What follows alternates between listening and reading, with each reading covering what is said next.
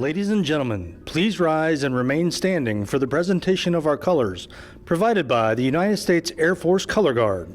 And joining them to sing the national anthem is Mr. Joshua Connors from the Domingo Cafritz Young Artists Program.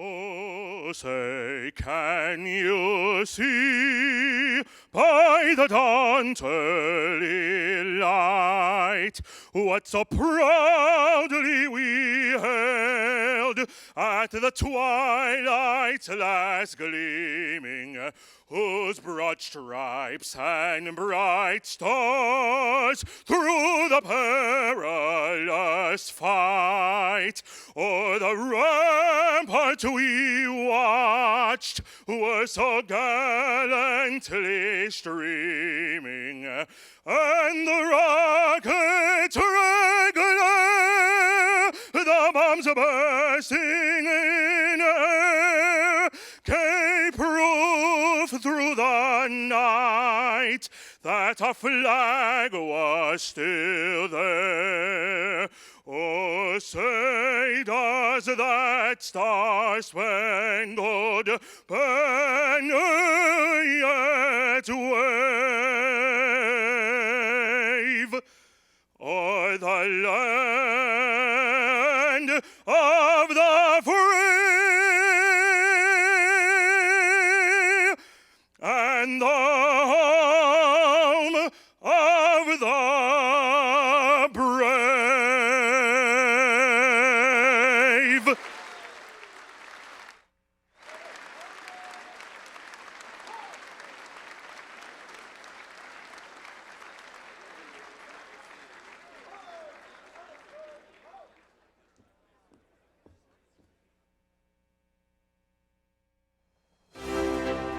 Ladies and gentlemen, please welcome David Rubenstein, President, the Economic Club of Washington, D.C.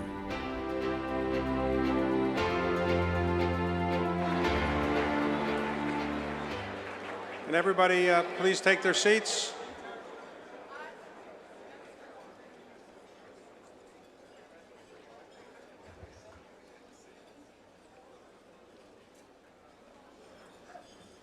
Thank you all for coming this evening. I know many of you have probably been here before at the White House Correspondents' Dinner, which is held here. Those of you who've been at the White House Correspondents' Dinner, that's a very enjoyable evening. You're going to have a better time tonight, I guarantee you. So this is our 32nd anniversary of the Washington Economic Club, and I want to thank everybody who's been a member of this.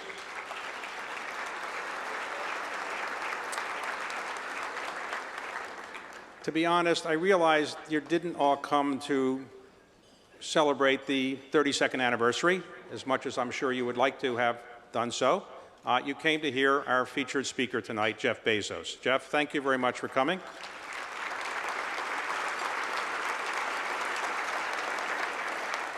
So to keep on schedule, I hope everybody will eat your salad while I'm speaking, but eat quietly. I'd like to take a moment to recognize our sponsors who helped make this evening possible. And first, I'd like to acknowledge and thank very much the title sponsor, the Washington Housing Initiative. Thank you very much for being our title sponsor this evening. I'd like to thank our Milestone sponsors, the A. James and Alice B. Clark Foundation, the Boeing Company, and anybody that wants to buy a Boeing jet tonight, no, they're not for sale tonight? Okay. J.P. Morgan Chase,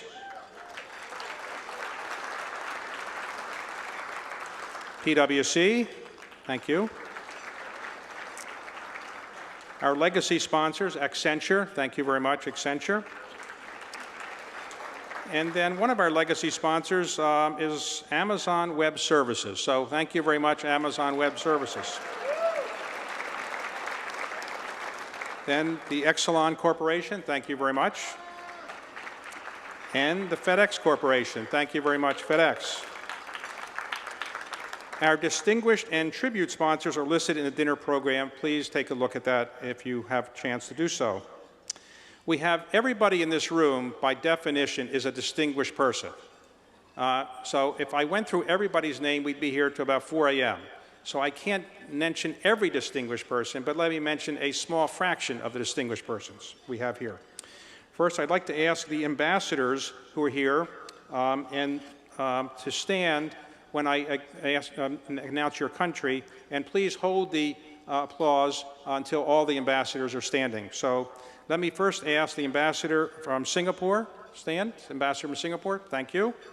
From Azerbaijan is there. Indonesia, Panama, okay, Iceland, South Africa, Tunisia, Botswana, Finland, Portugal, Austria, United Kingdom, Australia, Greece, Liechtenstein, Belgium, Ireland. Thank you all very much, the ambassadors, for coming.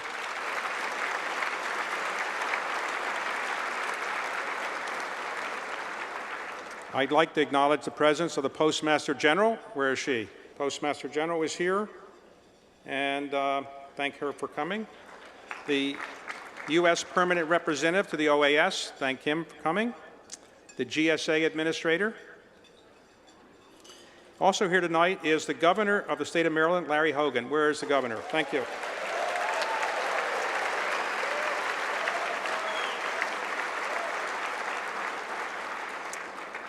The Governor of Virginia was going to be here this evening. Obviously, because of the hurricane, he was not able to make it at the last minute. He couldn't make it. But the CEO of the Virginia Economic Development Partnership, Stephen Moray, is here. Thank you very much for coming to represent the Governor.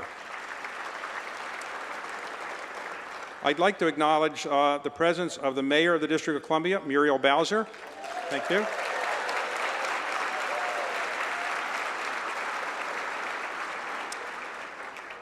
And some former mayors. Anthony Williams is here.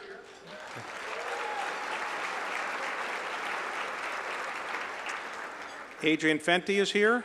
Adrian Fenty, here, thank you. And Vincent Gray. And a member of the DC City Council, also the chairman of Metro. How many people here came on Metro? Okay, a couple. This does not look like a Metro crowd, but okay. Jack Evans.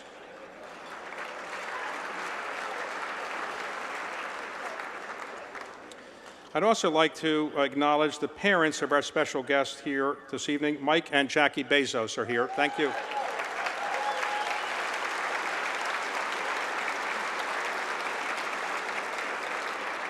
Thank you for coming. And I'd like to especially thank our Board of Directors of the Economic Club of Washington who are here tonight. Would all the members of the Board of Directors of the Economic Club of Washington please stand? Okay, thank you.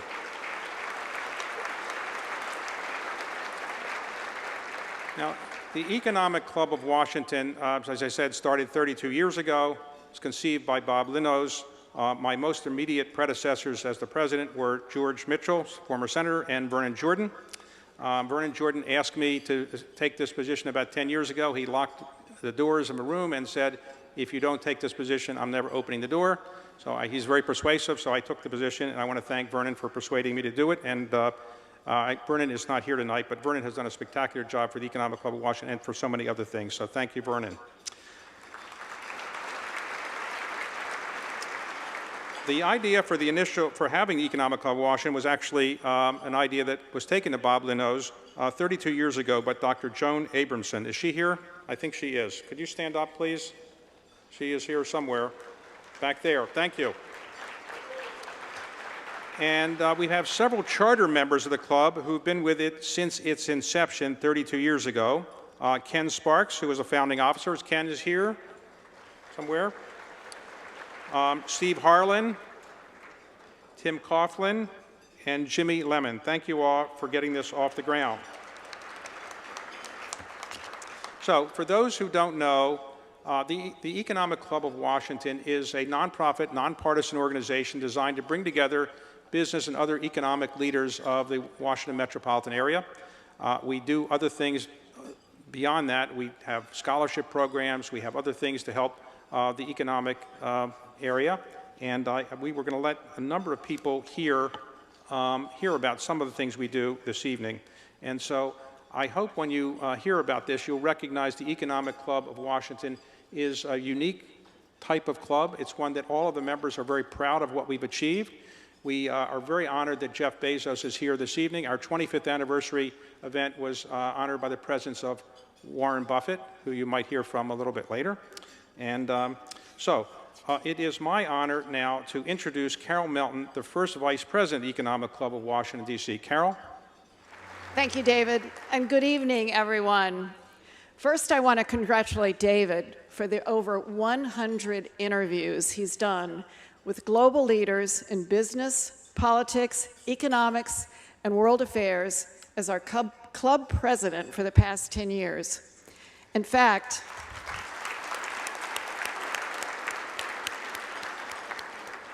tonight's talk with Jeff Bezos will be David's 110th interview at one of our high-profile events. And beyond the big-ticket occasions, David also conducts myriad other conversations in smaller venues, as well as leading many club meetings. We're incredibly grateful for your leadership, David, and we thank you for the time, energy, and dedicated focus you give to the club.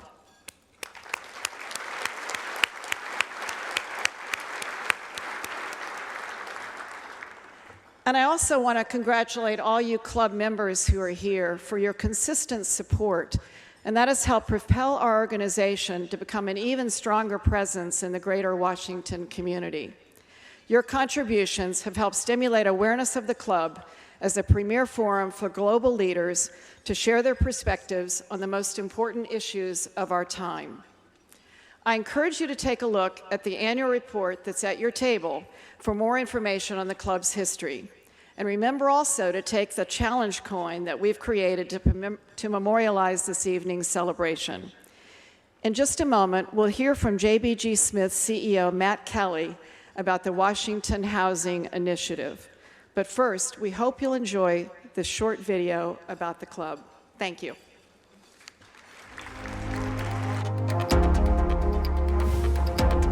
This is an age in which curiosity and resilience matter more than certainty.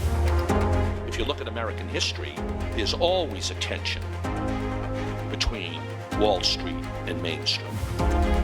It's very hard to anticipate what will happen in the future and pick people who will stay true to it.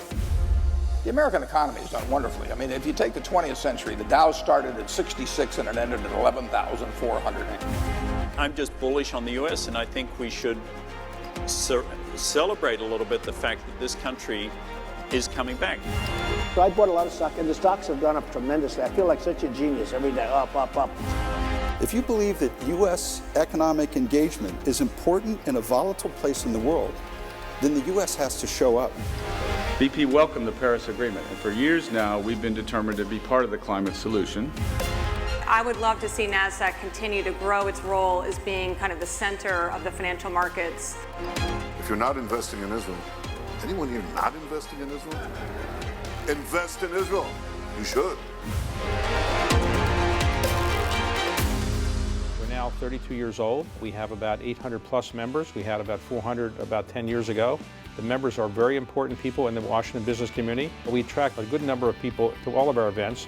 We also do many other things I think are very valuable for the community. One, we give away money to the local community organizations. We're going to do that from the proceeds of this evening's event. Secondly, we have global events. We have a global perspective. So we are not just Washington, D.C. focused. We really are much more than that. We have worked very hard to encourage a broad array of membership touching on every industry in the Washington metropolitan area. We've launched a global initiative beginning with the ambassadors who host events at their embassies. We take advantage of that relationship with the embassies and have invited and interviewed heads of state who are visiting Washington, D.C. The one big advantage of Economic Club is the interviewer, the President David Rubenstein.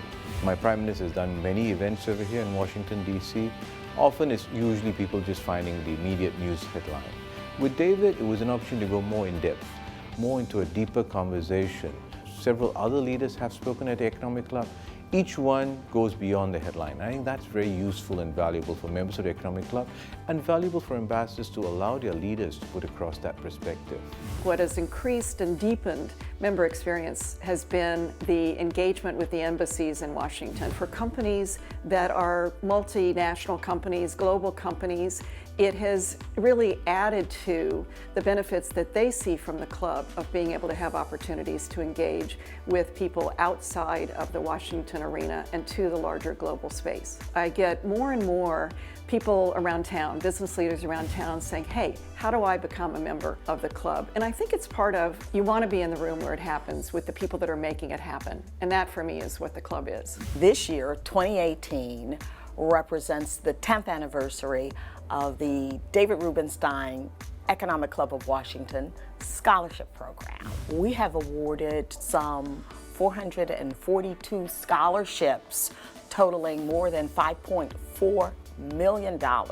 I can't think of anything that is more inspirational than to watch the faces of our scholars, their families, their teachers, presidents of colleges show that appreciation for the investment that the Economic Club is making. Having had to prepare two bosses for an interview with David, he can go anywhere and will. He wants people to walk away with something other than 50 minutes of entertainment. He wants to dive into that person. He wants to tell the story. Our CEO spoke about 2 years ago now actually, and David Rubenstein, as we know, is fantastic about drawing out interesting tidbits about the different CEOs, and it helps to bring out their character and their personality and let CEOs kind of showcase who they are. I couldn't believe I was being asked by David Rubenstein to be part of an executive conversation in front of all of these wonderful leaders here in Washington. So to have that stage and be able to talk about what we're doing was priceless. I think we are, I would say, the envy of many economic clubs around the United States,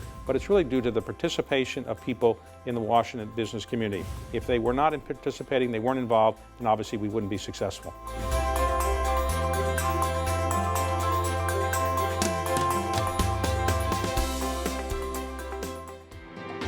Ladies and gentlemen, please welcome Matt Kelly, CEO, JBG Smith, and Tony Williams, CEO and Executive Director, Federal City Council.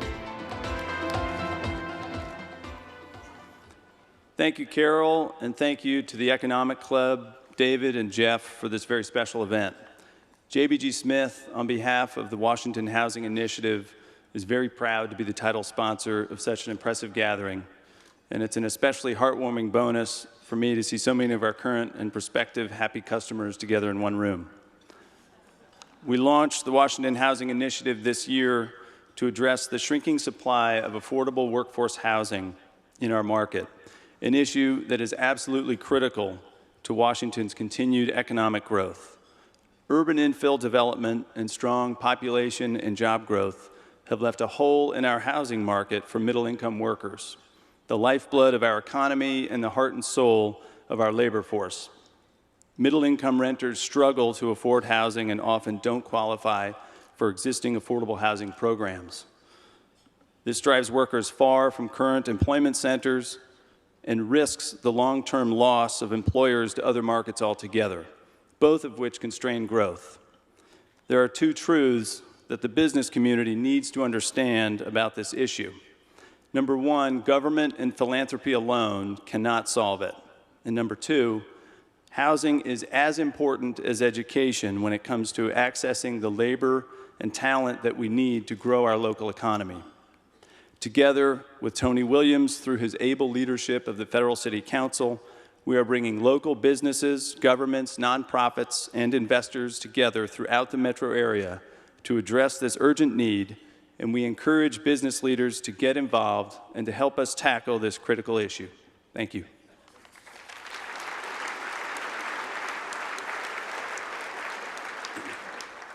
Thank you, Matt. And we all know that there is a housing affordability challenge in our region, not just for our poorest residents, but for middle-class workers too. And we know that the market can't solve this challenge on its own. And so the Washington Housing Initiative is working hard to put together all the necessary resources in a cooperative effort to meet this challenge. And I want to thank you, Matt Kelly and JBG Smith, for taking the leading role in making this initiative a reality. Components of this initiative include an impact pool, a new source of social impact investment capital, a new nonprofit, the Washington Housing Conservancy, and a stakeholder council that brings together government, philanthropy, service providers, and the private sector across the entire region. Please contact JBG Smith or the Federal City Council if you're interested in learning more about the Washington Housing Initiative. And I also want to give a shout out for their leadership to Rob Stewart and to Josh Bernstein as well. Thank you all. Ladies and gentlemen, please welcome Gina Adams, Senior Vice President of Government Affairs, FedEx Corporation, and Vice President, Education of the Economic Club of Washington, D.C. Thank you. Good evening, everyone. Let me add my thank you to David Rubenstein for his characteristic generosity in establishing and sustaining the David M. Rubenstein Economic Club of Washington Scholarship Program for the last 10 years. Thank you, David.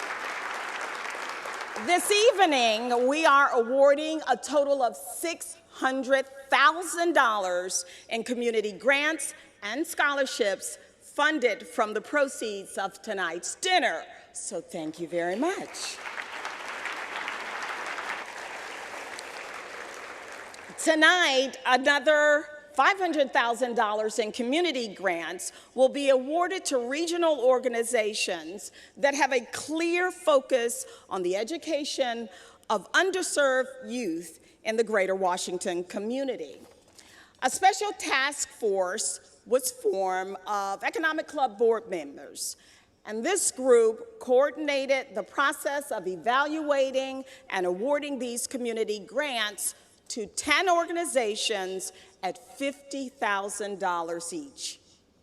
These organizations considered were limited to local nonprofit groups with a primary mission of preparing underserved youth for success in school, the workforce, and life. The A. James and Alice B. Clark Foundation provided a special $100,000 scholarship that funded 5 additional 2018 Economic Club scholarships to DC Public School graduates.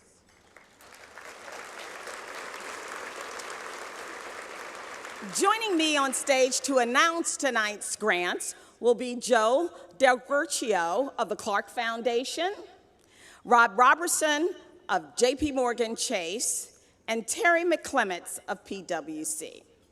Now, we all know how efficient David is with his time and hours, and so I'd ask that you please hold your applause until the final grant winner is announced. And the first grant winner is the DC Public Education Fund for its Attendance Counts initiative.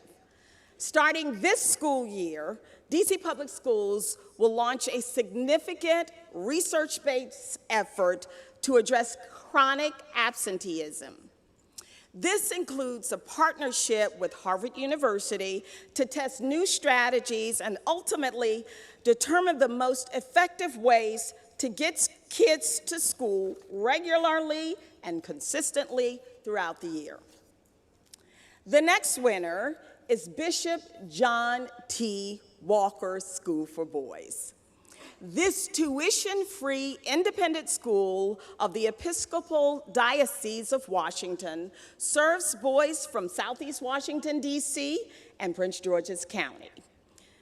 The kindergarten through 5th grade boys at Bishop Walker School receive 3 nutritious meals per day, and critical social supports.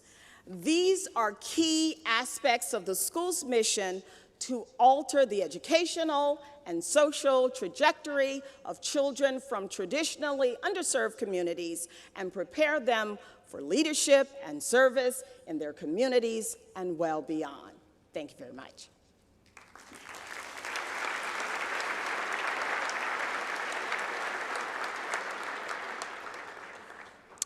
Good evening. The next grant is being awarded to the Congressional Black Caucus Foundation for the support of its internship program in DC. This highly selective program grooms college students and young professionals to become principled leaders, skilled policy analysts, and informed advocates by exposing them to the processes that develop and implement national policies on Capitol Hill and in federal field offices. Live It, Learn It is our next grantee awardee. Live It, Learn It ignites the curiosity and potential of children in Washington, D.C. The program partners with schools and cultural institutions to create and deliver experiential learning opportunities for students to increase their self-efficacy, motivation, and achievement. Our next grant winner is New Futures, which helps young people achieve certifications in community college, degrees through scholarships, academic advising, and career coaching. This community-based and collaborative program uses 6 career pathways and focuses on short-term degrees to help scholars launch rewarding careers in high-growth fields across the Washington, D.C. region. Posse DC is a comprehensive college scholarship and leadership program that identifies, recruits, and trains young people from D.C. public schools and sends them in groups of 10 to top colleges and universities across the country. Together on campus, this small, diverse, talented group serves as a natural support system and facilitates additional services needed by low-income students so they will succeed in college.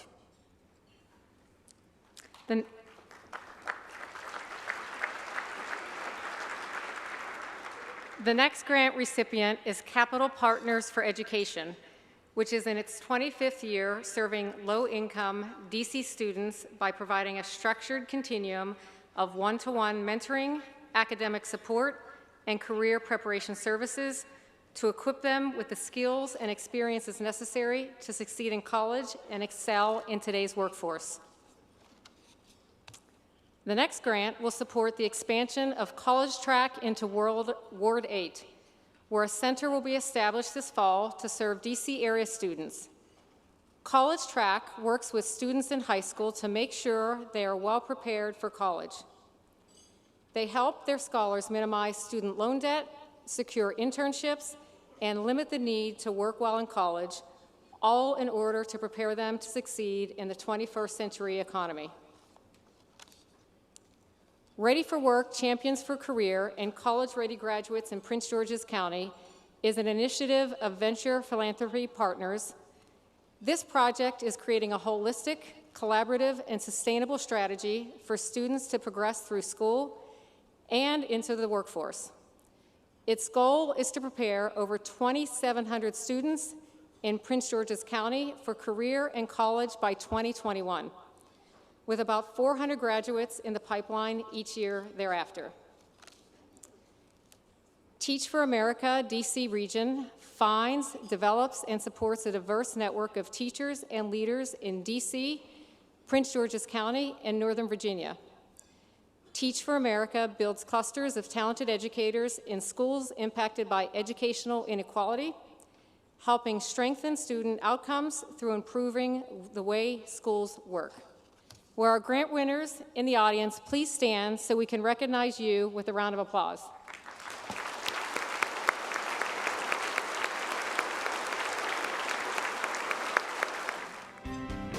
Ladies and gentlemen, please welcome Mary Brady, Executive Director, the Economic Club of Washington, D.C.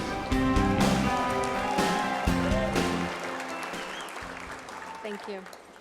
Tonight, we have a special video welcome to honor our 32nd anniversary. From a friend of the Economic Club, he played a key role in celebrating our 25th anniversary. I hope you enjoy this message all the way from Omaha.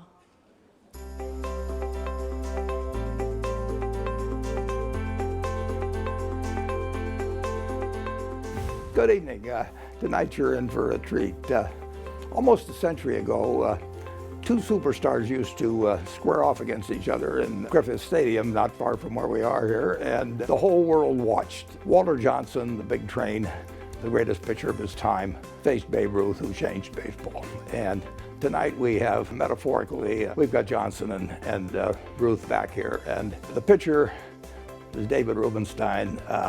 David, many years ago, was a mild-mannered lawyer turned private equity guy, and then he must have gone into a phone booth and come out as a super interviewer, because he has brought a talent to bringing out the talents of others that is unparalleled. He has a fastball, he has a knuckleball, he has a changeup, and one way or another, he gets you to enjoy and learn from the people he interviews. And Jeff Bezos is the slugger. He may not look like one, but this is a guy that has overturned, changed dramatically two of the most important industries in the world. And he's done it in a short period of time, retailing and information technology. He's changed the lives of hundreds of millions of people for the better. And on the weekends, he also designed spaceships to go to the moon, and I imagine that the first passengers on that moonshot will probably be a bunch of retailers who are trying to get out of this competitive environment and go someplace else. So tonight, just sit back and enjoy yourself and watch the great interviewer and the great business slugger entertain you, educate you, and I hope you have as good a time with them as I've always had.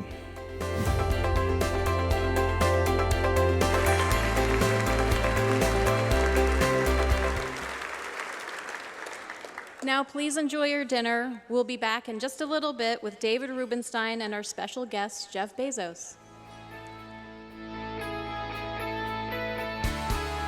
Ladies and gentlemen, please welcome David Rubenstein and our featured guest, CEO and founder of Amazon, Jeff Bezos.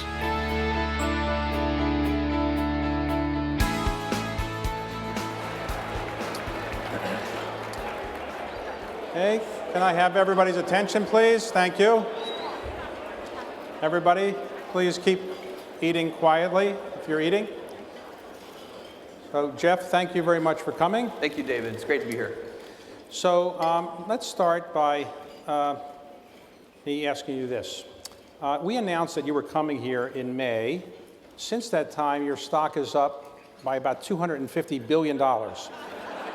Do you attribute some of that increase to the knowledge that people think if you're so smart as to come here, you must be really good at running your company? It's clearly completely causal. I mean, I would recommend that to any CEO. Now, your stock is actually up 70% this year. Is there one thing that you think is responsible for that, or several things? Because 70% is pretty good. No, I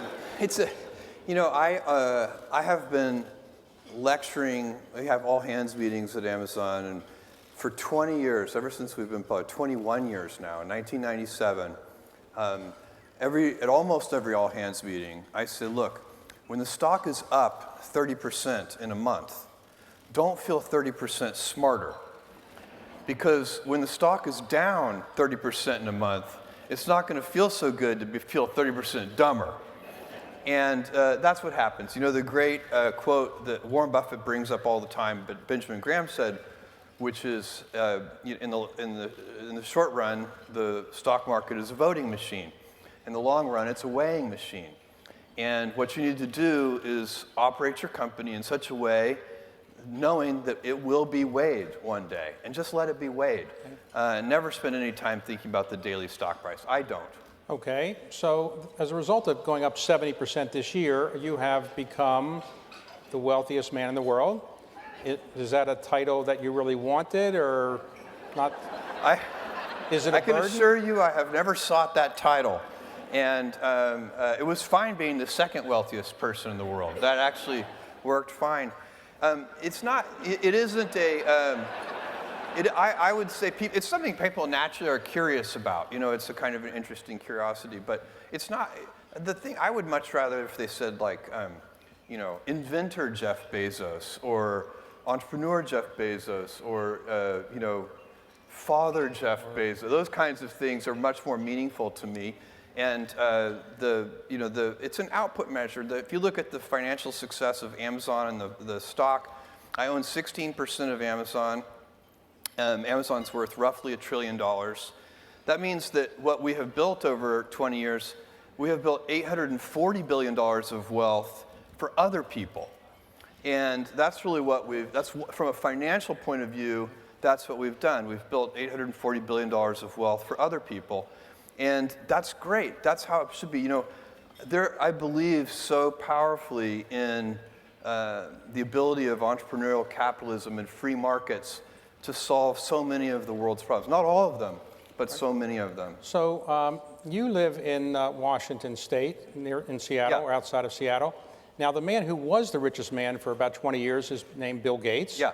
And what is the likelihood that the two richest men in the world live not only in the same country, not only the same state, not only the same city, but in the same neighborhood? I mean, is there something in that neighborhood that we should know about? And are there any more houses for sale there? After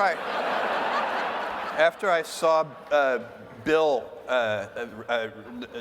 not too long ago, we were joking about the world's richest man thing, and I basically said I said you're welcome, and he immediately turned to me and said thank you. But no, Medina is a great little, it's a suburb of Seattle, and I don't think there's anything special in the water there. And I did locate Amazon in Seattle because of Microsoft. I thought that big pool of technical talent would provide a good place to recruit talented people from, and that did turn out to be true. So it's not a complete coincidence. There's some correlation there. So when you are the richest man in the world, do you go into a store, when you want to buy something, do you have to put a credit card down? You just say, I'm Jeff Bezos, and they send you the stuff? How do you do that? And do you have to carry cash around, or you carry anything? I do carry cash, and I have credit cards, yeah.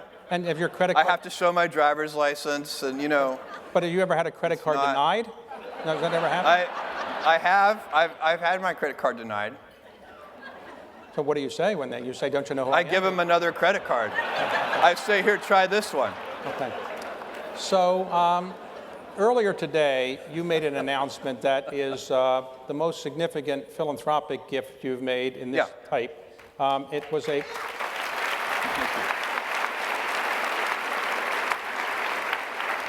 About a year ago, you said you wanted to look for some good philanthropic ideas, and you got, I think, 47,000 of them, and you reviewed them. And how did you decide where to put this $2 billion? And would you describe exactly what you're going to do? Well, that process was very helpful. So I solicited ideas, kind of crowdsourced, and I got literally, as you said, something like 47,000, maybe even a little more. Some of them came to my inbox. Most of them came on social media. And I read through thousands and thousands of them. My office kind of correlated them all and put them into buckets. And there were some themes that emerged. But the other thing that's fascinating about that kind of exercise is you see just how long-tailed it is. People are interested in trying to help the world in so many different ways. And it's all the things you would expect. But also some more unusual things. But it's... some people are very interested in the arts and opera, and they think that's underfunded, and a lot of people are interested in medicine and particular diseases and think that those deserve more R&D dollars. All these things are correct. A lot of people are very interested in homelessness, including me. A lot of people are very interested in education of all kinds of, both kind of college scholarship type education, but also apprenticeship programs, or you name it, and people are interested in education. I'm very interested in early education, and the apple doesn't fall far from the tree. My mother has become, in running the Bezos Family Foundation, she has become an expert in early education. I'm a student of Montessori schools. I started at Montessori when I was 2 years old, and the teacher complained to my mother, the Montessori school teacher complained to my mother that I was too task-focused and that she couldn't get me to switch tasks, so she would have to just pick up my chair and move me. And by the way, I think that's if you ask the people who work with me, that's still probably true today. Did that teacher ever call you since and said she was responsible for your success? Has she ever called you? No? No, I'm in touch with several of my high school and elementary school teachers, though, but I don't know any of my Montessori school teachers. Okay. So the gift that you're giving, essentially, you're going to have some for preschool for children who need preschool, free preschool. Yeah, full tuition preschool, Montessori inspired. I'm very excited about that because I'm going to operate that. That's going to be an operating nonprofit. I'm going to hire an executive team. There's going to be a leadership team. We're going to operate these schools, and we're going to put them in low-income neighborhoods. It's just, there's no doubt. We know for a fact that if a kid falls behind, it's really, really hard to catch up. And if you can give somebody a leg up when they're 2, 3, or 4 years old, by the time they get to kindergarten or first grade, they're much less likely to fall behind. It can still happen, but you've really improved their odds. And a lot of, probably most of the people in this room have been very mindful about making sure that their kids got very good preschool educations and got that kind of head start. That head start compounds fantastically. If you can get that, starting at age 2, 3, 4, there's a powerful compounding effect there. So it's highly levered. That's all that really means. The money spent there is going to pay gigantic dividends for decades.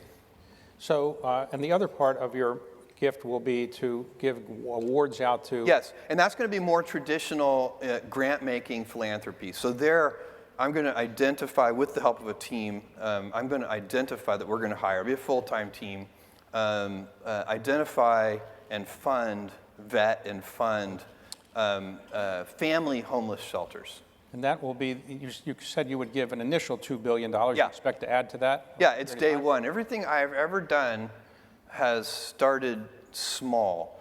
Amazon started with a couple of people, and Blue Origin started with 5 people, and the budget at Blue Origin was very, very small. Now the budget at Blue Origin approaches $1 billion a year. And next year it'll be more than $1 billion. So in Amazon, it literally was 10 people. Today it's 500,000 people, but it's hard to remember for you guys, but for me it's like yesterday I was driving the packages to the post office myself and hoping one day we could afford a forklift. And so for me, I've seen small things get big, and it's part of this day one mentality. I like treating things as if they're small. Amazon, even though it is a large company, I wanted to have the heart and spirit of a small one. And so anyway, the Day One Foundation is going to be like that. We'll wander a little bit too. So we have some very specific ideas of what we want to do, but I believe in the power of wandering. All of my best decisions in business and in life have been made with heart, intuition, guts, not analysis. When you can make a decision with analysis, you should do so. But it turns out in life that your most important decisions are always made with instinct, intuition, taste, heart. And that's what we'll do with this Day One Foundation, too. It's part of that Day One mentality. As we go about building out this network of nonprofit schools, we'll learn new things, and we'll figure out how to make it better. So one of the decisions that you are doing by... And the customer is going to be the child. This is so important because that is the secret sauce of Amazon, where there are several principles at Amazon, but the number one thing that has made us successful by far is obsessive, compulsive focus on the customer as opposed to obsession over the competitor. And I talk so often to other CEOs and some other CEOs and also founders and entrepreneurs. And I can tell that even though they're talking about customers, they're really focusing on competitors. And it is a huge advantage to any company if you can stay focused on your customer instead of your competitor. So then you have to identify who is your customer. So at the Washington Post, for example, is the customer the people who buy advertisements from us? No, the customer is the reader. Full stop. The customer is the reader.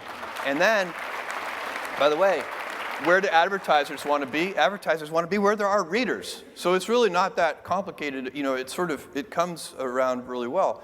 And in the school, who are the customers? Is it the parents? Is it the teachers? No. It is the child. And that's what we're going to do. We're going to be obsessively, compulsively focused on the child. We're going to be scientific when we can be. And we're going to use heart and intuition when we need to. When you use your intuition to make decisions, where is the intuition leading you now on your second headquarters? All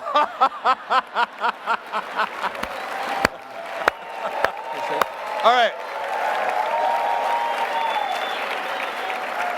Can we just take a moment to acknowledge that may be the best segue in the history of interviewing? All right. Seriously, David, So- that is All right. that's so amazing. The answer is? The answer is very simple. We will announce a decision before the end of this year. So we've made tremendous progress. The team is working their butts off on it, and we will get there. No, hey, be nice. Come on. But, you know, you already have something in one Washington, and what about another Washington area? You've got Yeah, no, that's right. We in Seattle, we call this the other Washington. Okay. This is. So speaking of Washington, you bought a few years ago, as you mentioned, the Washington Post. Why did you buy the Washington Post? You had no background in that area. What convinced you to do that? Okay, first of all, I was not looking for a newspaper. I had no intention of buying a newspaper. I had never thought about the idea. It had never occurred to me. It was never something, it wasn't like a childhood dream, nothing. And my friend, Don Graham, who at that time I had known 15 years, I know him 20 years now, he approached me through an intermediary and wanted to know if I would be interested in buying the Washington Post. And I sent back word that I would not because I didn't really know anything about newspapers. And Don, over a series of conversations, convinced me that that was unimportant because we had, inside the Washington Post, we have so much talent that understands newspapers. That wasn't what the problem was. What they needed was somebody who had an understanding of the internet. And so that was the first thing. That's kind of how it got started. And then I did some soul searching. And again, my decision-making process, something like this, would definitely be intuition and not analysis. The financial situation of the Washington Post at that time, this is 2013, was very upside down. And is a fixed cost business, and they had lost a lot of revenue over the previous 5 or 6 years. Not through any fault of the people working there or of the leadership team. All of the paper had been managed very, very well. The problem was a secular one. The internet was just eroding all of the traditional advantages that local newspapers had, all of them. I mean, it was just taking away every gift that a local newspaper had was kind of systematically removed by the internet. And so that's why you see this. It's a profound problem across local newspapers all around the country and, in fact, the world. And so I had to do some soul searching, and I said, you know, is this something I want to get involved in? If I'm going to do it, I'm going to put some heart into it and some work into it. And I decided I would only do that if I really believed it was an important institution. And I said to myself, if this were a financially upside down, salty snack food company, the answer would be no. And but it was as soon as I started thinking about it that way, I was like, this is an important institution. It is the newspaper in the capital city of the most important country in the world. The Washington Post has an incredibly important role to play in this democracy. There's just no doubt in my mind about that.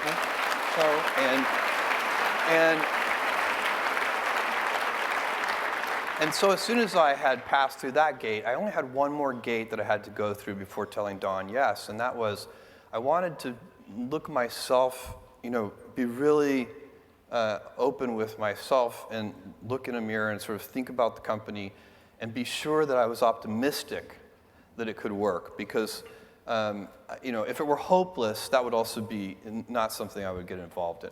And I looked at that, and I was super optimistic. And it needed to be transitioned to a national and a global publication. There's one gift that the internet brings newspapers. It destroys almost everything, but it brings one gift, and that is free global distribution. In the old days of paper newspapers, you would have to build printing plants everywhere and your logistics operations to have a truly global newspaper or even a national newspaper, super expensive, heavy CapEx investments. That's why so few papers actually became national or global. Not really no global ones to speak of, depending on what you count. And so, but today with the internet, you get that gift of free distribution. So we had to take advantage of that gift, and that was the basic strategy. We had to switch from a business model where we made a lot of money per reader with a relatively small number of readers to a tiny bit of money per reader on a very large number of readers. And that's the transition that we did over last night. I'm pleased to report to you that the Post is profitable today. The newsroom is growing. It's been growing every year since I've been there. Marty Barron, who leads the newsroom, is killing it. I think he's the best editor in the newspaper business. We have Fred Ryan, who is the publisher, Fred Hyatt at the editorial page. They're killing it. Shailesh, our head of technology, is a superstar. So we are, it's working, and I'm so proud of that team. And I know for a fact when I'm 80, or let's say, I always project myself forward to age 80, but as I get older, I'm starting to do 90. So I know that when I'm 90, it's going to be one of the things I'm most proud of is that I took on the Washington Post and helped them through a very rough transition. So when you agreed to buy it, I think the asking price was $250 million. You negotiate? No. Don, I asked him how much he wanted. He said $250. I said, fine. I didn't negotiate with him, and I did no due diligence. And I wouldn't need to with Don. He told me. I have something I'd like to sell. I had, Don told me every wart and pimple, and he told me all the things that were great, and every single thing he told me on both sides of that ledger turned out to be true. Okay, so now that you own the Washington Post, sometimes there are some people who criticize some things that the Washington Post says, and you've been remarkably quiet. I have no idea what you're talking about. Well, you've been remarkably quiet in not defending yourself. Well, I do defend the Post, and so I don't feel the need to defend Amazon. But I do. I will say this: it is a mistake for any elected official, in my opinion. I don't think this is a very out there opinion, to attack media and journalists. I believe that it is an essential component of our democracy. There has never been, I was going to say never been an elected official who liked their headlines. I think there's probably no public figure who has ever liked their headlines. It's okay. It's part of the process. If you're the president of the United States or a governor of a state or whatever, you don't take that job thinking you're not going to get scrutinized.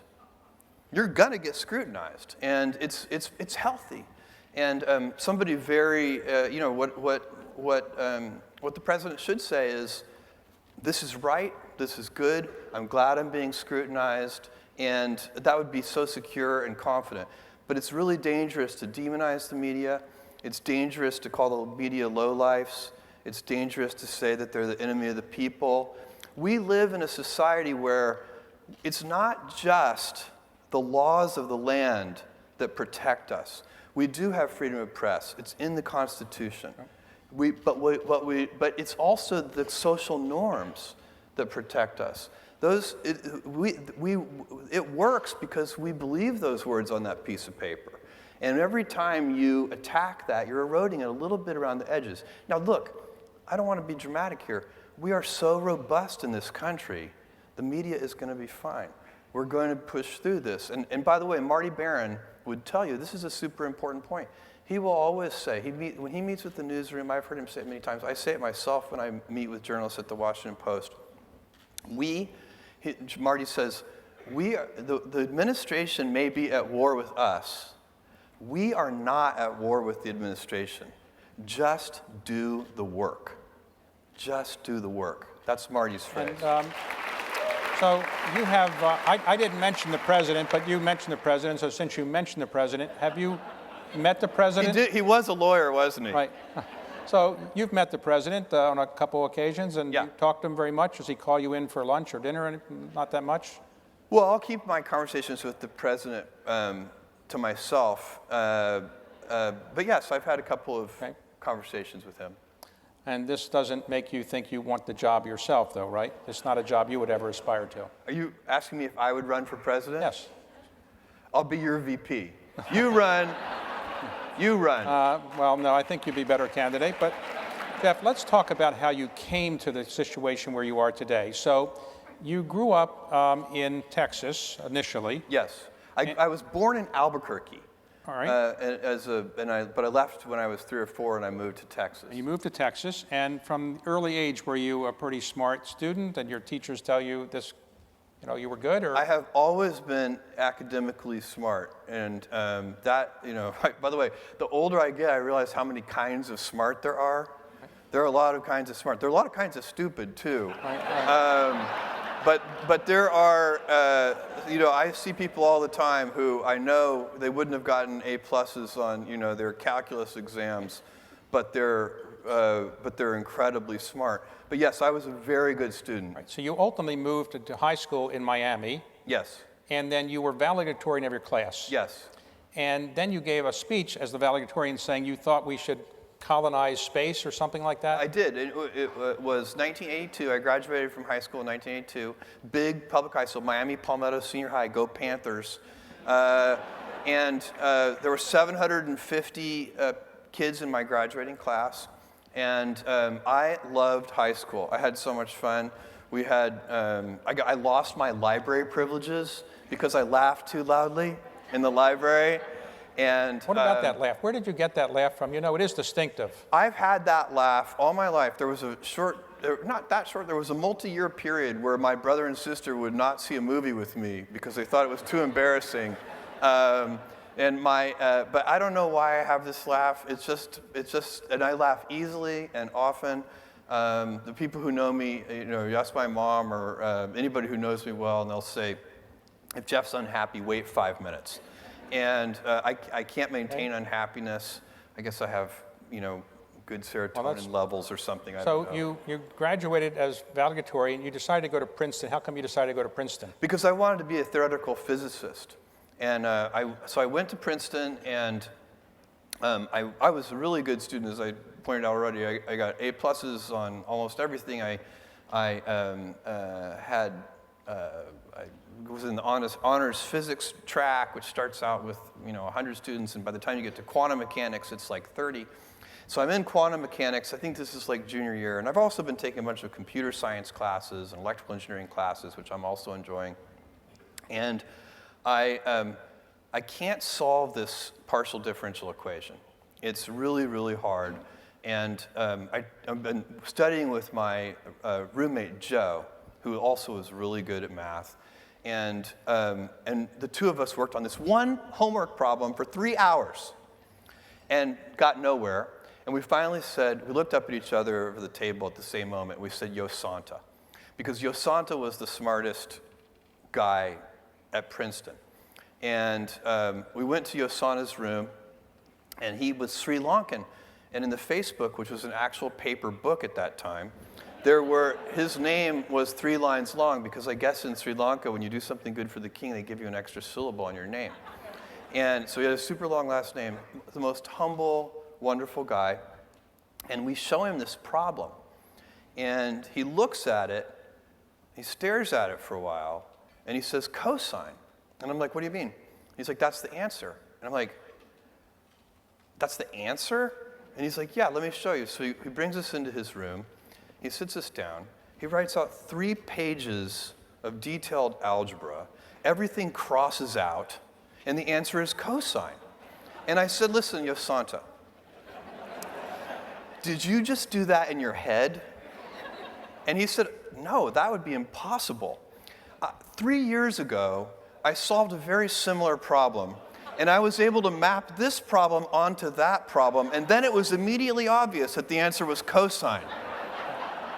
And that was an important moment for me, because that was the very moment when I realized I was never going to be a great theoretical physicist. And so I started doing some soul searching. I was like, that is a magic trick. The people who, theoretical physics, in most occupations, if you're in the 90th percentile or above, you're going to contribute.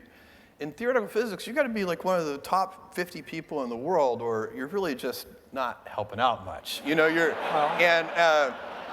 and so I was very clear that I saw the writing on the wall, and I changed my major very quickly to electrical engineering and computer But you science. graduated summa cum laude. I graduated summa cum laude. Phi Beta Kappa.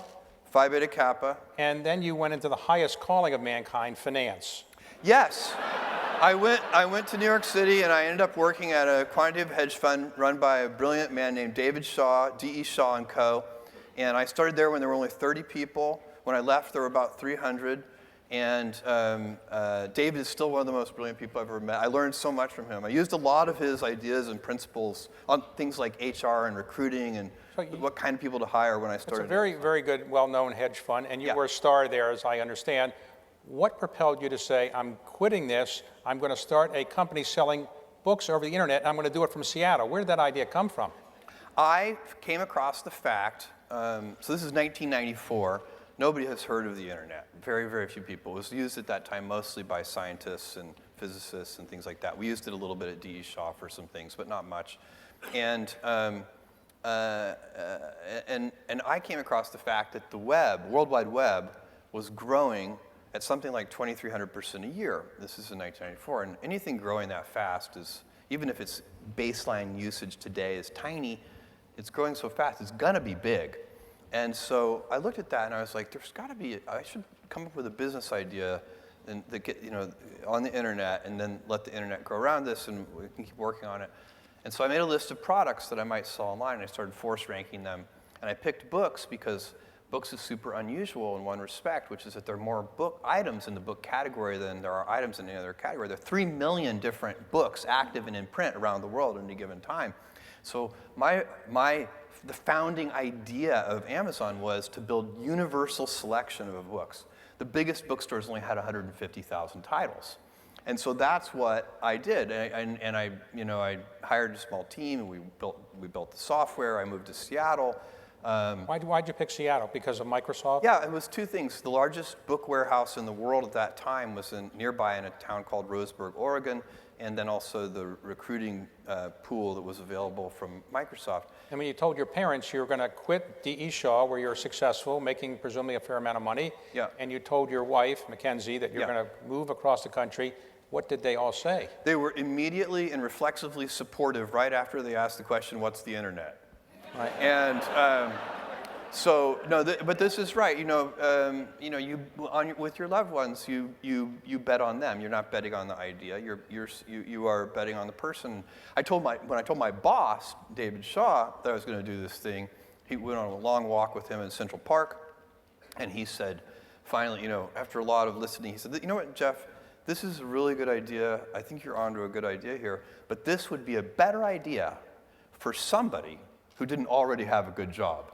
Right. And that actually made so much sense to me that he convinced me to think about it for 2 days before making a final decision.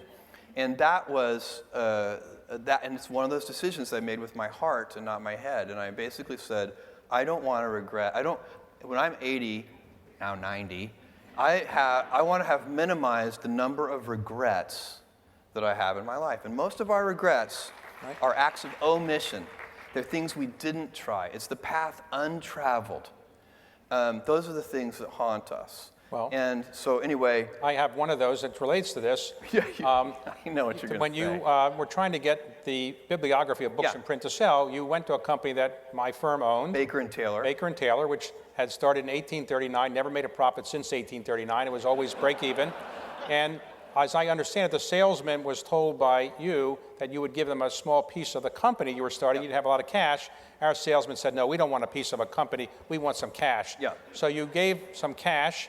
And later when I heard about this, I flew out to see you in your ramshackle little office building. And I said, I think that This is like 1997. Right. This is a long time ago, or the first time we met. And so I said, that deal wasn't so good. We'd like a piece of the company, whatever you were thinking of giving us.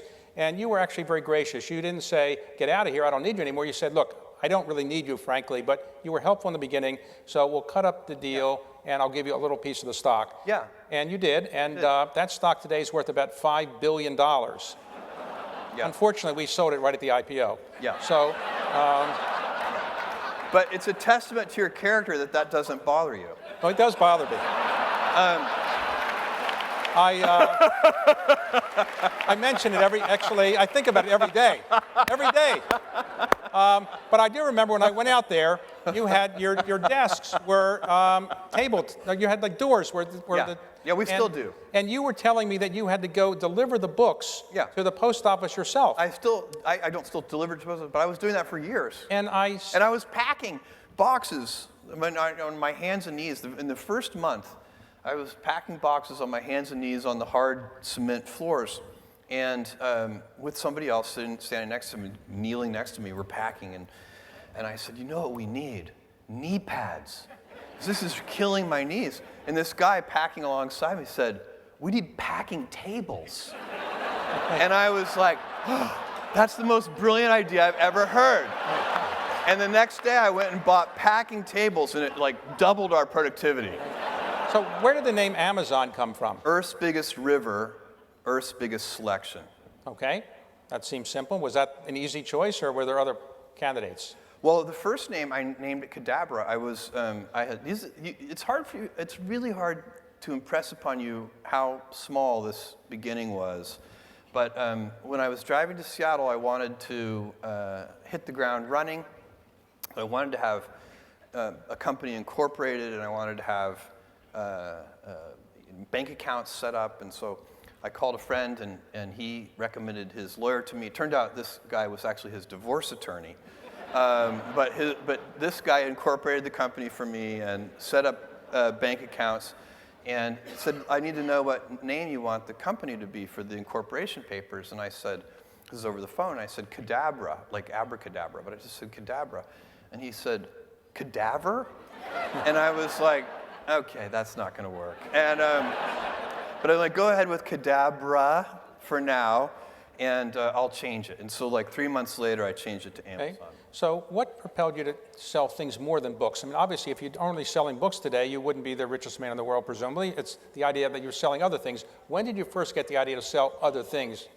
After books, we started selling music, and then we started selling videos. And then I got smart, and I emailed 1,000 randomly selected customers and asked them, besides the things we sell today, what would you like to see us sell? And that answer came back incredibly long-tailed. People said, basically the way they answered the question was with whatever they were looking for at that moment. So like I remember one of the answers was, I wish you sold windshield wiper blades because I really need windshield wiper blades. And I thought to myself, we can sell anything this way. And then we launched electronics and toys and many other categories over time. And the vision became, because you read the original business plan, it's just books. Well, in 1997, you went public. Yeah. And the value of the company was under $1 billion, then maybe $600 million or something. Three something, I think. Right. At our IPO. So. And then went underwater for a while. Right. Your stock at one point, I think, went to $100, but then it went down to $6 or something like that. At the peak of the internet bubble, our stock peaked somewhere around $113. Okay. And then after the internet bubble, busted open, our stock went down to 6. It went from 113 to 6 in less than a year. So my annual shareholder that year starts with a one-word sentence, and that one-word sentence is the word ouch. So most of those internet companies of the dot-com era are out of business. Yeah. You survived. What was it that made you to survive, and virtually the rest of them are gone? Well, that whole period is very interesting because the stock is not the company, and the company is not the stock. And so as I watched the stock fall from 113 to 6, I was also watching all of our internal business metrics, number of customers, profit per unit, everything you can imagine, defects, et cetera. Every single thing about the business was getting better and fast. And so as the stock price was going the wrong way, everything inside the company was going the right way. And we didn't need to go back to the capital markets. We didn't need more money. The only reason, a financial bust like the internet bubble bursting makes it really hard to raise money. But we already had the money we needed, so we just needed to continue to progress. Well, Wall Street kept saying, well, Amazon's not making any money. They're just getting customers. Where's the profits? Where are the profits? And Wall Street kept beating you up on that, and your response was, I don't really care what you think? Well, I was on television with Tom Brokaw. He pulled together half a dozen internet entrepreneurs from that era. This is, I think it was right before the bubble burst, maybe, or right after, I can't remember, but in that area. And he was interviewing all of us, and he finally turned to me, and he said, Mr. Bezos, can you even spell profit? And Tom, by the way, Tom Brokaw is now one of my good friends, but he's like, can you even spell profit? And I said, sure, P-R-O-P-H-E-T. And he burst out laughing, but look, Amazon was, people always accused us of selling dollar bills for 90 cents and said, look, anybody can do that and grow revenues. That's not what we were doing. We always had positive gross margins. It's a fixed cost business. And so what I could see is that from the internal metrics is that at a certain volume level, that we would cover our fixed costs and the company would be profitable. So who came up with the idea of Prime? Prime seems to be a great way to get money in advance of people actually getting the services. Yeah.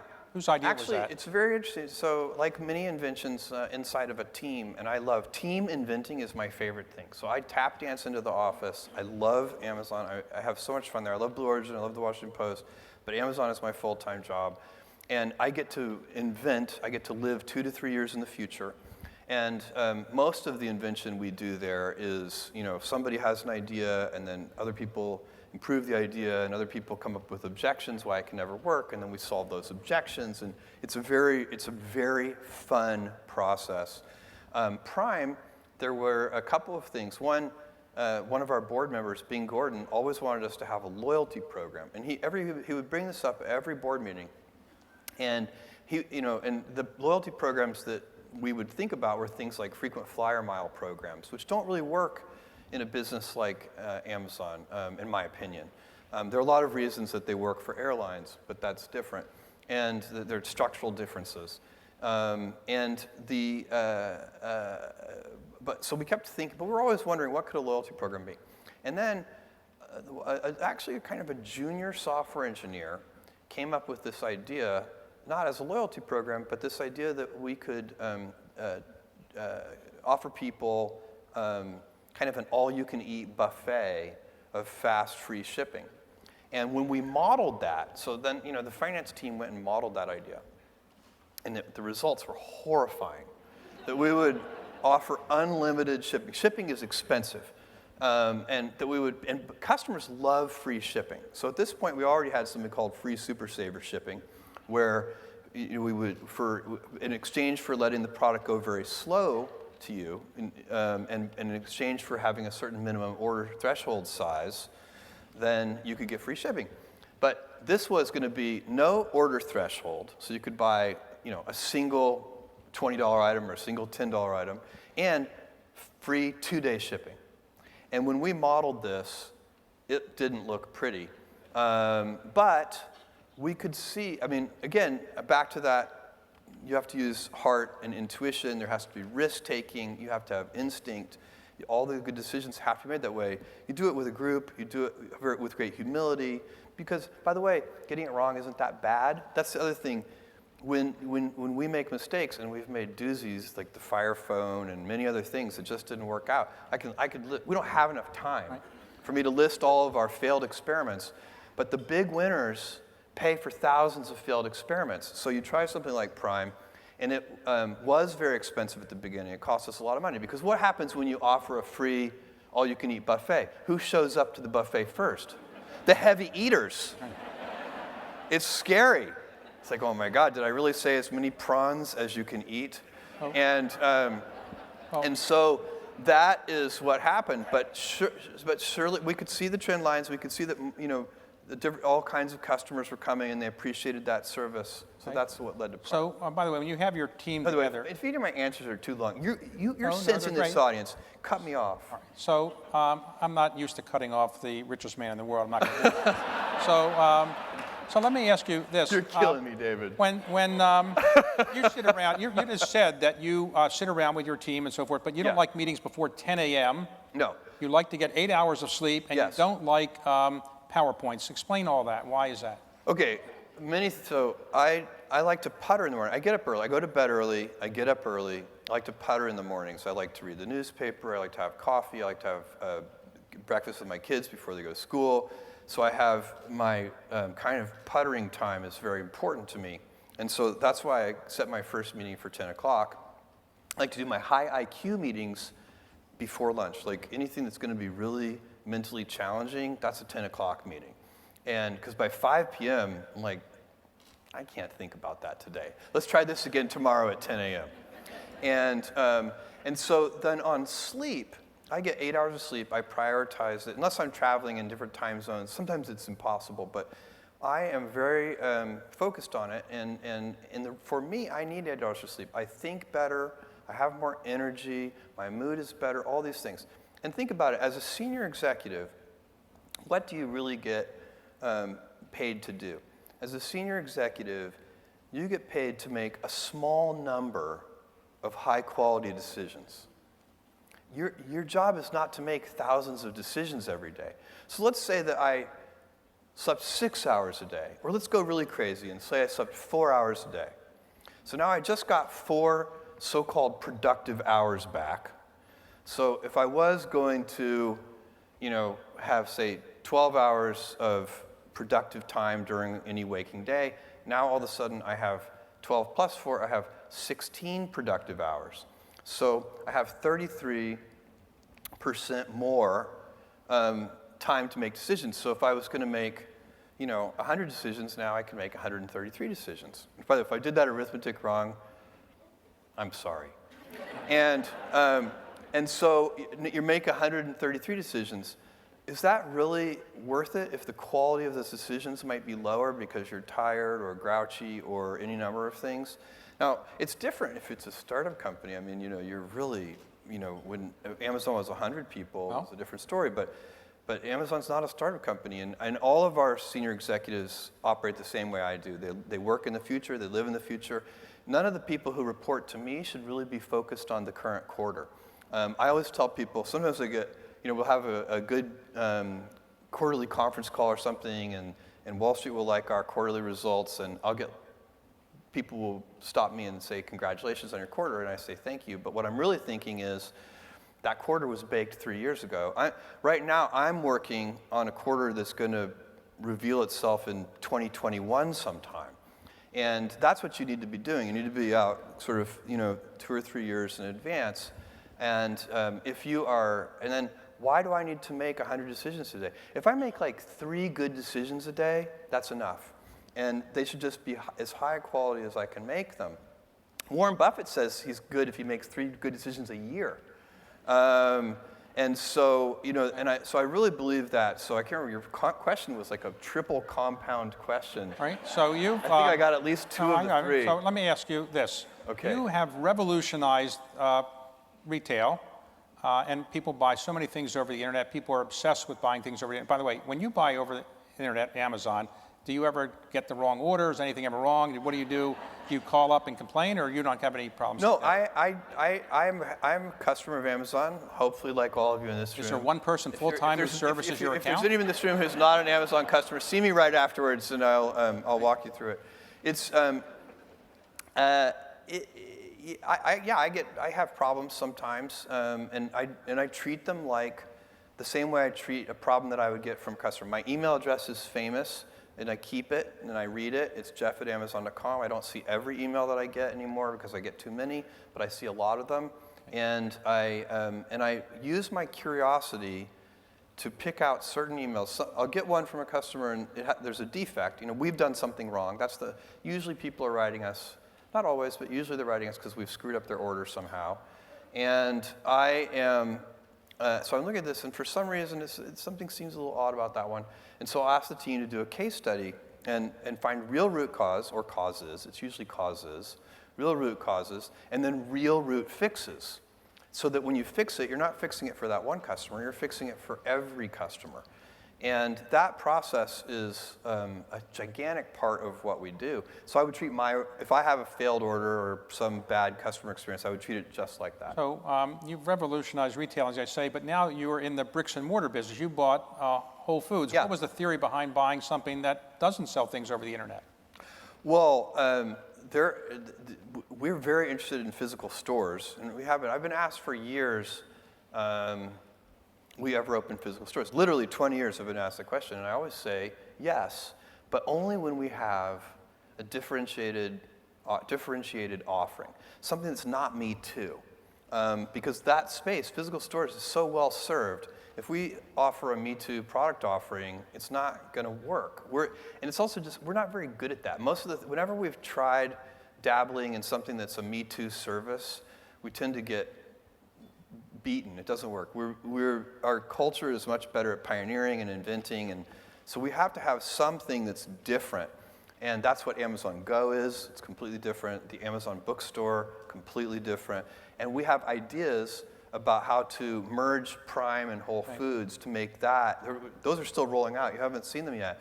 But to use Amazon Prime to make Whole Foods a very differentiated experience and continue to add technology to that. And so basically Whole Foods, I love, whenever I'm talking to, Amazon buys a lot of companies. Usually they're much smaller than Whole Foods, but we buy a bunch of companies every year.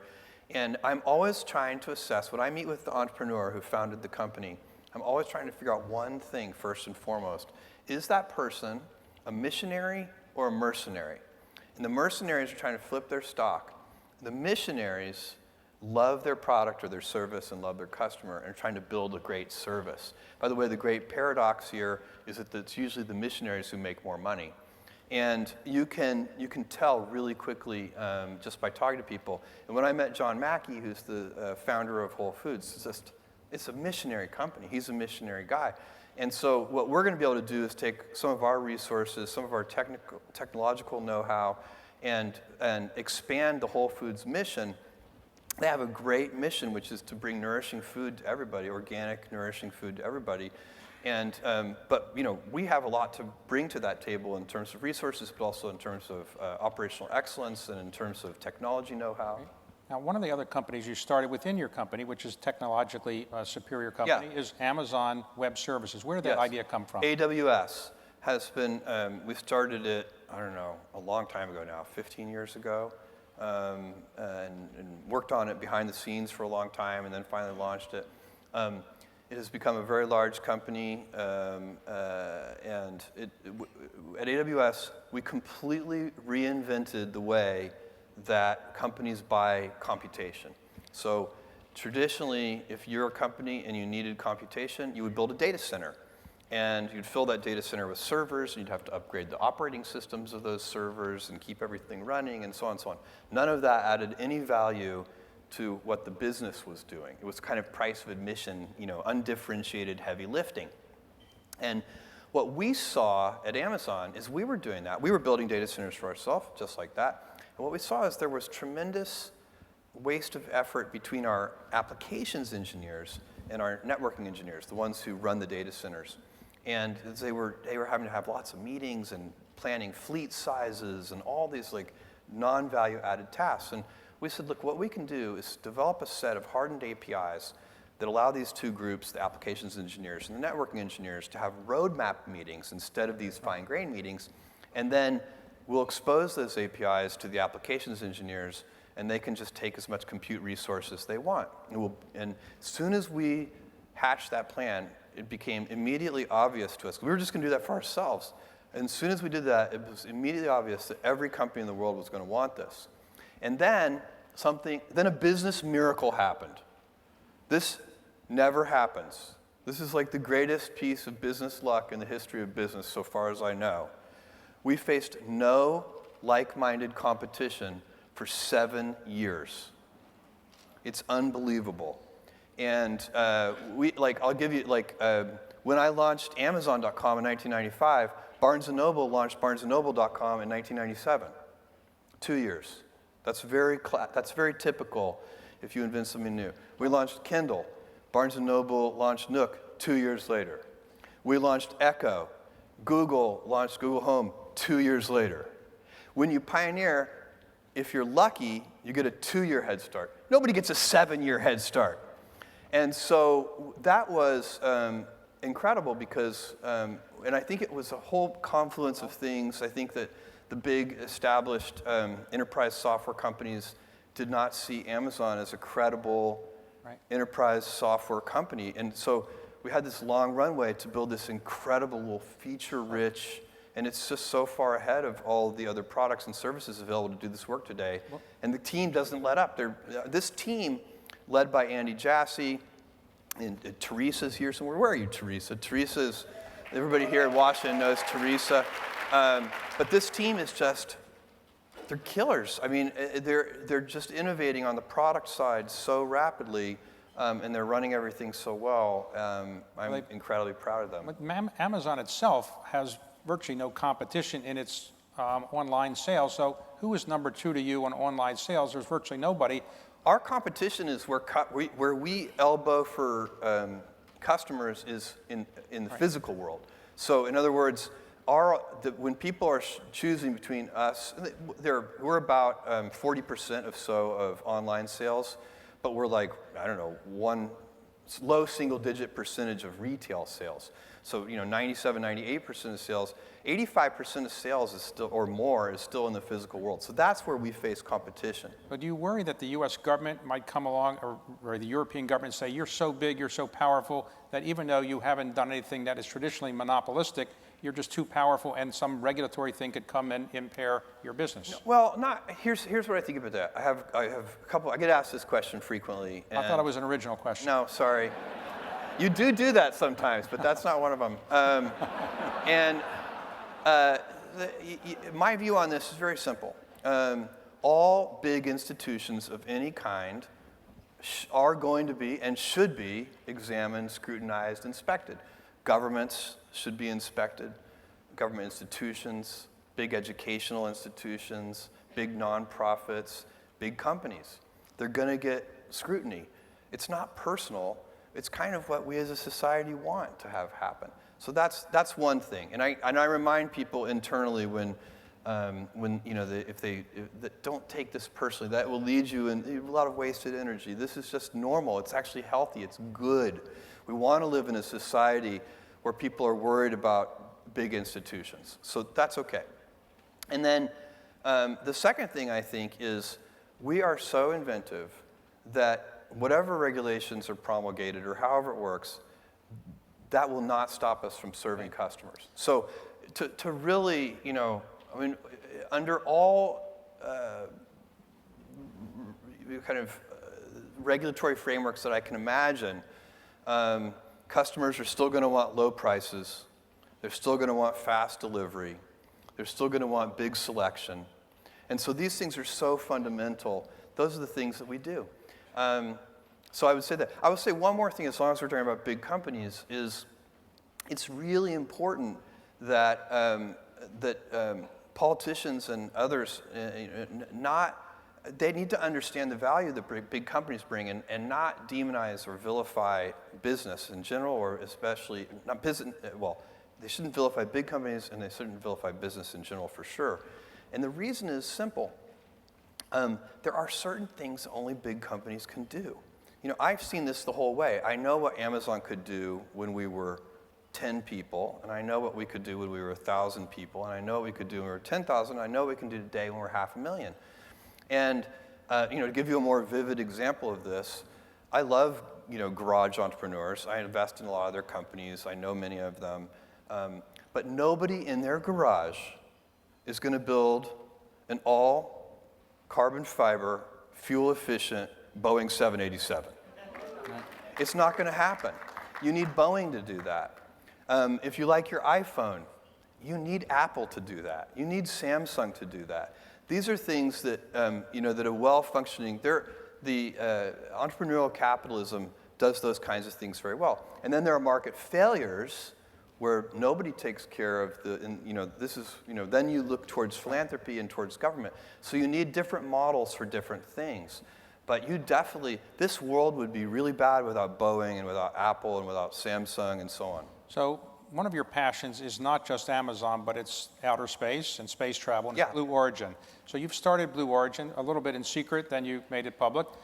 You're putting $1 billion or more of your own personal capital into it every year. Next year it'll be more for the first time. All right. And what are you going to get out of it? Are we going to have people going into space? What is the purpose?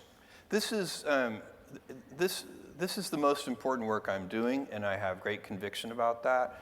It is it's a simple argument. This is the best planet. We have now sent robotic probes to every planet in this solar system. Believe me, this is the good one. My friends who say they want to move to Mars, I say, look, do me a favor, move to the top of Mount Everest for a year first, because that's a garden paradise compared to Mars.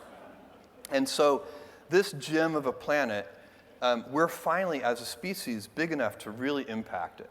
And so, you know, for thousands and thousands of years, Earth was really big and humanity was really small. That's not true anymore. And so we face a choice as we move forward.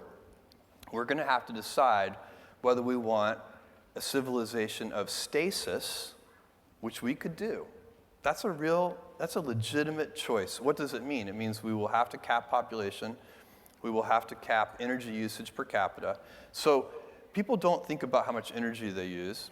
Your metabolic rate, as an animal, you use about 100 watts of power. So you use about the same amount of power as a 100-watt light bulb.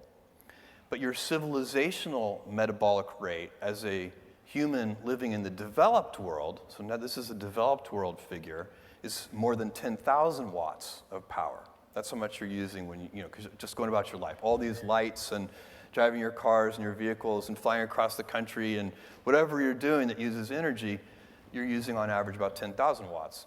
And the less developed world, by the way, they want to be where we are. So there's going to be a lot of energy used. Energy usage for a long, long time has been growing at, you know, a few % a year, even as efficiency has grown very fast. So we're always getting more efficient, and even though we're getting more efficient, we keep using more energy. And that's a big part of the reason. Energy is so fundamental. That's a big part of the reason that we have the lifestyle we have as the modern civilization. It takes a lot of energy.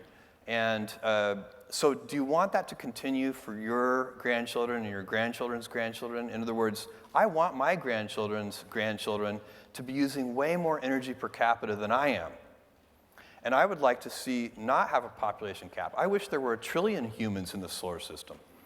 Then there would be 1,000 Einsteins and 1,000 Mozarts. But we don't have that long.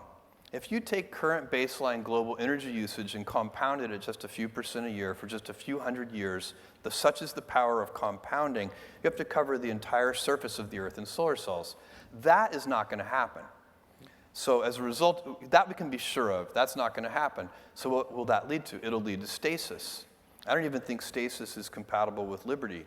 So there's all sorts of problems that we are about to face because for the first time in our civilizational history, going back thousands of years, we're now big compared to the size of the planet. We can fix that problem, but we can fix it in exactly one way, by moving out into the solar system. And and so my role in that is I want to build reusable space vehicles. That's the heavy lifting. Amazon was able to get started with only $1 million in capital, and because I got to ride on the back of the credit card system, I got to ride on the back of the pre-existing transportation network that could deliver packages, the pre-existing telecommunications network that could allow people to connect to our servers, all of that would have been hundreds of billions of dollars in CapEx, but the heavy lifting was already in place. And that's what allowed Facebook, if you think about it, 2 kids in a dorm room made this $500 billion market cap company in an incredibly less than 2 decades. That's unbelievable. And so, but that can't happen in space. There's no way 2 kids in a dorm room can start a space company of any significance because the price of admission is so high. And so I want to build space infrastructure so that the next generations of people can use that infrastructure the same way I used UPS and FedEx and so on to build Amazon. So that's what Blue Origin is all about. So do you ultimately want that to be your legacy, or Amazon, and what would you like to have as your legacy? World's oldest man. That's a famous line I like, but the real thing is, it'll be whatever it's going to be. I'm going to be proud of the things I live my life in such a way that when in a quiet moment of reflection and I'm thinking back on my life, that I have as few regrets as possible. And I don't, what will my legacy be? I have no idea. And I don't even want to spend a lot of time thinking about it. Do you intend to give away the bulk of your fortune at some point in your lifetime? I tend to give away, I don't know how much of it I'm going to give away. I'm also going to invest a lot of it in Blue Origin. So for me, I start with mission. And I think, we have so far figured out 3 ways. If you have a mission, you can do it with government, you can do it with nonprofit, and you can do it with for-profit. If you can figure out how to do it with for-profit, that has a lot of advantages for many reasons. One, it's self-sustaining. So, we don't need, here's my iPhone. The last thing we need is a nonprofit company making phones.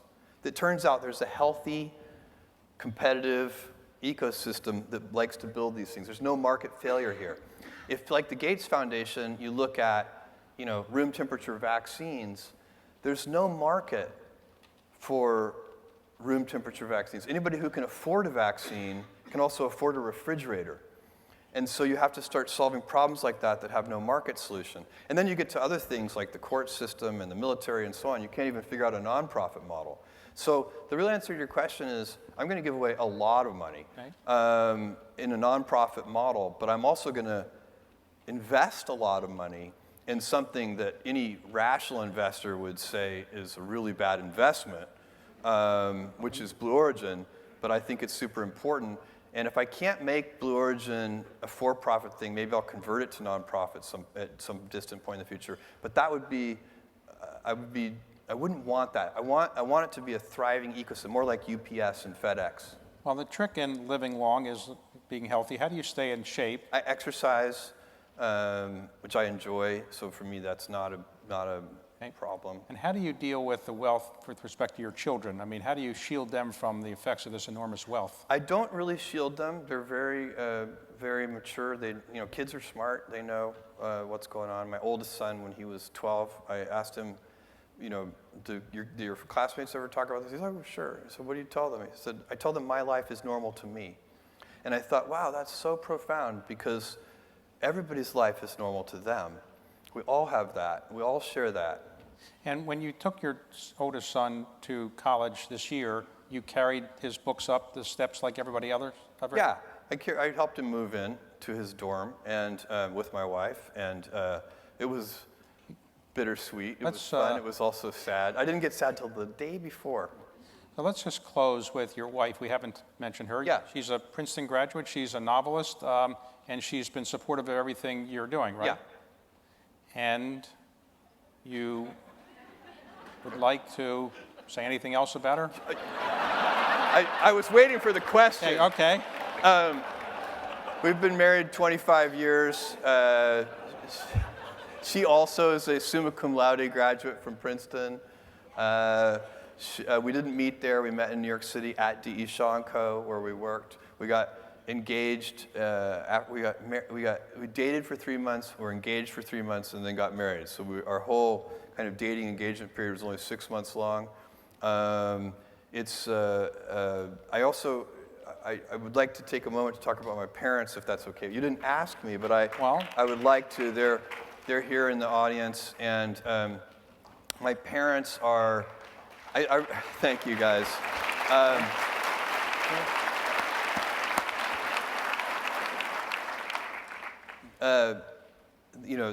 You get different gifts in life, and one of the great gifts I got is my mom and dad. It's amazing. My highest admiration is withheld for those people, and we all know some of them. I know several of them who had terrible parents. Maybe they were abusive, whatever it is. And those people who so admirably break that cycle and pull out and make that all work. I did not have that situation. I was always loved. My parents loved me unconditionally, And by the way, it was pretty tough for them. You know, she doesn't talk about it that much, but my mom had me when she was 17 years old. She was a high school student in Albuquerque, New Mexico. You could ask her, but I'm pretty sure that wasn't cool in 1964 to be a pregnant mom in high school in Albuquerque, New Mexico. And in fact, my grandfather, who is another incredibly important figure in my life, went to bat for her, and because the high school wanted to kick her out. You weren't allowed to be pregnant in high school there. And my grandfather said, you can't kick her out. It's a public school. She gets to go to school. And they negotiated for a while. And the principal finally said, okay, she can stay and finish high school, but she can't do any extracurricular activities, and she can't have a locker. And I know. And my grandfather, being a very wise man, he was like, done, we'll take that deal. And so she finished high school. She had me. And then she married my dad. My dad is my real dad, not my biological dad. His name is Mike. He's a Cuban immigrant. He came here as part of Operation Pedro Pan, and in fact was put up by a Catholic mission not too far from here in Wilmington, Delaware, and then got a scholarship to college in Albuquerque, which is where he met my mom. So I have a kind of a fairy tale story. And my grandfather, possibly because, I mean, I'm pretty sure because my parents were so young, starting at age 4, he would take me every summer on his ranch. And it was the most spectacular. From age 4 to 16, I basically spent every summer working alongside him on the ranch. He was the most resourceful man. He would, he did all his own veterinary work. He would even make his own needles. He would pound the wire with an oxyacetylene torch and drill a little hole in it and sharpen it and make a suture, like make a needle that he could suture up the cattle with. Some of the cattle even survived. And he was a remarkable man and a huge part of all of our lives. But it is, you don't realize, you know, you just look back and, you know, if you don't have these parents, you know, it's so important. So it's just a really big deal. And my grandfather, too, he was like a second set of parents for me. Well, Jeff, I want to thank you for a very interesting conversation, and I want to offer you the first honorary membership of the Economic Club of Washington. I hope you'll join our club when you decide ultimately to spend more time here, as we hope you will. I'd be delighted to accept. We have a few gifts for you.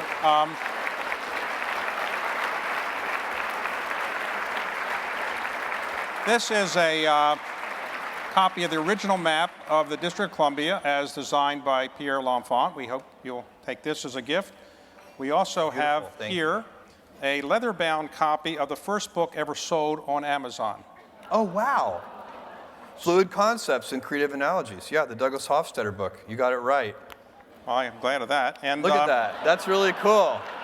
And courtesy of Ted Leonsis, one of the owners of the Caps. Go Capitals! Woo! Signed by the Stanley Cup team. Oh, nice. Thank you. So thank you for a great evening, a great conversation. David, thank you. He is a super interviewer. Thank you. Thanks very much.